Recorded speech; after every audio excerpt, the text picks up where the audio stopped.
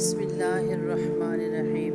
غزوہ احد کی جنگ میں حضرت ابو سعید خدری رضی اللہ تعالیٰ عنہ کے والد محترم سنان بن مالک شہید ہو گئے تو گھر پر فقیری نے ڈیرے ڈال دیے۔ کئی دن فاقہ میں گزرتے، پیٹ پر پتھر باندھ کر بھوکے پیٹ کو سہارا دینے کی کوشش کرتے۔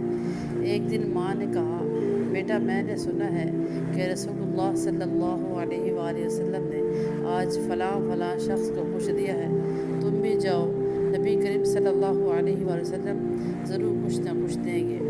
حضرت ابو سعید خدری فرماتے ہیں، میں ماں کے حکم پر چلا۔ جب مسجد نبوی میں پہنچا تو رسول اللہ صلی اللہ علیہ وآلہ وسلم خطبہ دے رہے تھے۔ اس خطبہ میں آپ صلی اللہ علیہ وآلہ وسلم نے ارشاد فرمایا، جو شخص تنگ دستی میں صبر کرے اور کسی کے سامنے دست سوال دراز کرنے کے بجائے اللہ تعالیٰ پر بھروسہ کرے تو اللہ تعالیٰ اس کو غنی کر دے گا۔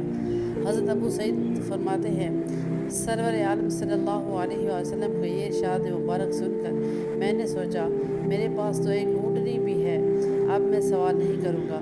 جو کچھ آپ صلی اللہ علیہ وسلم نے ارشاد فرمایا ہے اس پر عمل کروں گا۔ یہ سوچ کر چلے آئے۔ اللہ تعالیٰ نے اس خودداری اور حدیث شریف پر عمل کا صلہ یہ دیا کہ تھوڑے ہی عرصے میں ان پر رزق کے دروازے کھول دیے گئے۔